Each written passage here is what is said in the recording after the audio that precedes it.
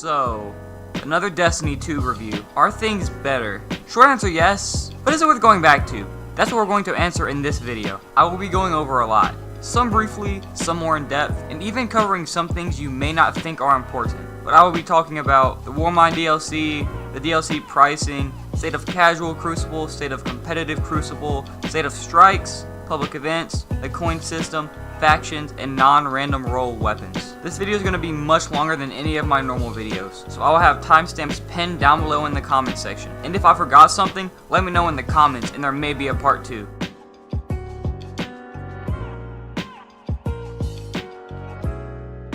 Starting off with the Warmind DLC. I believe it brought a lot more life into Destiny 2. The actual story for the Warmind was, well, interesting. It didn't really add anything new to the gameplay, and even though it's better than the Curse of Osiris, that's really not saying much. I like the final boss, but they could have done so much more, and it just seems kind of half-assed. The entire story can be done rather quickly, and that's not exactly a bad thing, considering Destiny 2 isn't story-driven. It would have been nice if the story was a little more immersive. What about Escalation Protocol? Well, I haven't beat it yet, considering I'm only about 370 light level, but I really enjoy it. It's a fun activity to do, but they could have done a lot more with it. And you will see this is a constant trend throughout the video. What about the new exotics? They added 5 exotic weapons, 2 of which are exotics returning from Destiny 1. Yes, Curse of Osiris did the same thing, but do you want to be compared to Curse of Osiris? Possibly the worst DLC in the Destiny franchise? No, neither do I. It would have been nice to see a few new exotics that we've never had before. Overall though, the Warmind DLC isn't a bad DLC, but there was much more that could have been done.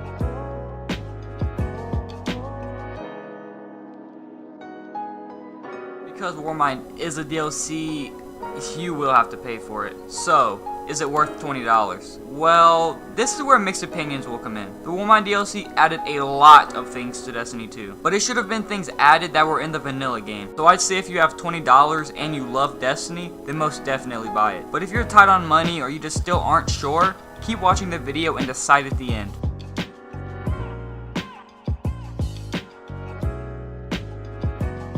This section, I will be focusing on just quick play and non-competitive game modes. Quick play wise, Crucible is in a pretty good state right now. I would like them to lower the time to kill a little bit more because it still feels a little dragged out at times, but they are heading in the right direction. But a lot of quick play matches feel dragged out or just too long and boring. I do not think kill time is the main cause of this. Yes, I want them to slightly decrease it, but I believe the main cause of these long matches are them being 4v4. I would much rather have 6v6. At least for the quick play playlist. Iron Banner has had 6v6, why can't quick play? Quick play matches are meant to be quick, and you're meant to have a lot of fun and kills. So, what about the matchmaking playlist compared to vanilla D2? They aren't really any better. There is still a quick play and a competitive playlist. This sucks because you can't play just Clash or Control, or just Survival or Countdown. But because the state of the Crucible has improved compared to vanilla D2, it doesn't feel like near as much of a problem as it did during launch.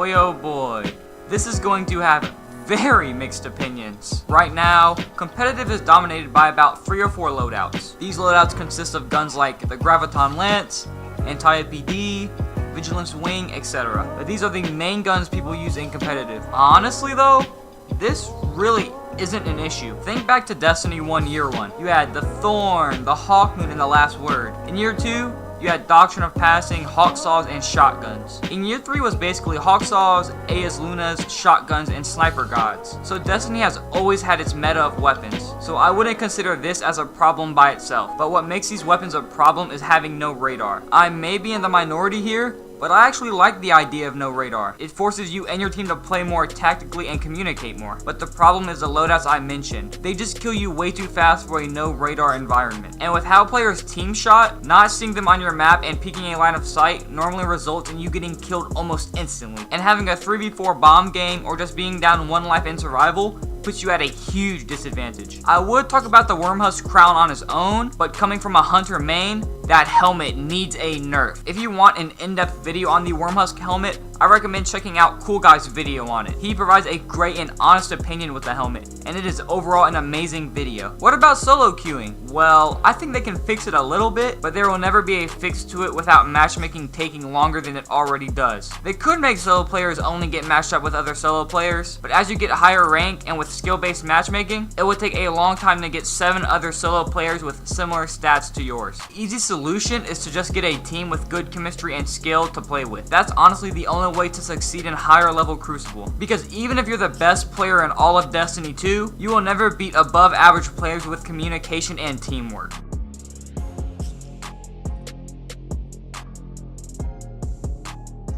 Guys, but strikes are a big part of grinding engrams, and in Vanilla D2, strikes honestly suck. They took way too long to do and were not worth the rewards. But now, strikes are quite fun. The modifiers make strikes more enjoyable. Strikes on average take about 15 to 20 minutes, but you'll get legendaries a lot more often than in Vanilla D2. But even after legendaries and the occasional exotic, strikes don't really do a whole lot for the average player. The reason I run strikes a lot is for legendary weapons for my videos, but for the average player, the legendaries you get don't really do anything to help your light level. What I think they should do is bring back strike exclusive rewards instead of nightfall exclusive rewards. And these strike exclusive rewards drop at your level. And maybe change the normal legendaries to scale to your like 365 or even 370. This would give strikes a reason to play and a way to increase your light level for all players.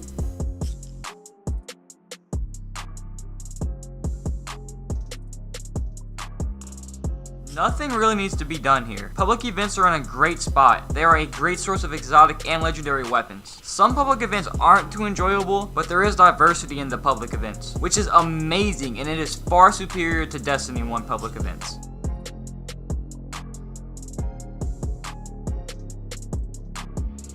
In my first Destiny 2 review, I said this was heavily flawed, and boy, I was wrong. But after further playing the game, I'm starting to realize this system is actually really good. I believe it felt flawed due to the lack of content, but the coin system has actually started to grow on me. You get a guaranteed legendary for grinding your rank. This makes it less RNG and sets a goal for you while you are grinding a specific rank. It also makes it easier to get a full set of armor or any weapon you are farming for. There is one main problem with this system, but it is not the coin system itself. The coin system itself is really good, and I like it a lot better than the random loot in Destiny 1.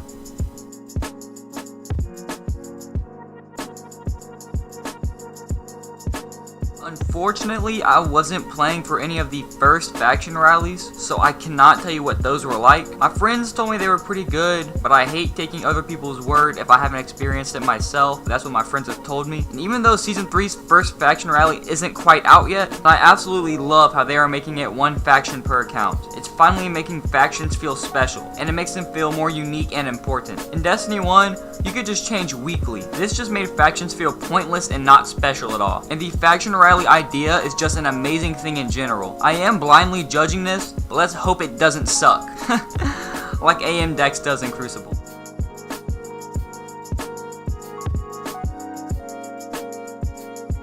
Remember that problem with the coin system? Yeah, this is the problem. It sucks getting the same gun with the same perks every goddamn engram or rank package. This is still a big problem with the game. All this does is make my legendary weapon reviews easier. Imagine a Better Devils with Outlaw. Imagine a Nightshade with full auto. This would give the game so much more replayability. It is rumored that the September DLC will have random rolled weapons, but that's a hell of a wait for something that should have been in since launch. Psh. Balancing issues. Have you seen a Vigilance Wing and Last Hope? Just bring back random rolls. We all miss grinding for that perfect sniper, that Firefly, Outlaw hand cannon. Bring back random rolls, and this game will be a whole lot better than it already is. I can make an entire video on this, but let's wait till September and we will see if random rolls are coming to Destiny 2.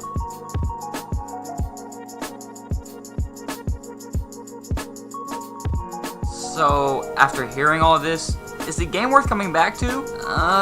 hell yes, the game is worth coming back to. Even if you haven't played since launch, this game is definitely worth coming back to. The game has so much more replayability, and it is so much more fun than vanilla D2. At some point, it even feels like Destiny 1. If Bungie doesn't fuck us, this game will be better than D1 in no time. If you want to play with me on PS4, my PSN is RayGunGuy5. I will play with any of my subscribers. Before I end the video, be sure to follow all my social medias linked down below. If you want to support me for free, those links are also linked down below. Anyways guys, hopefully you enjoyed the video. Hopefully you've all had a great day, and I will see you all next time.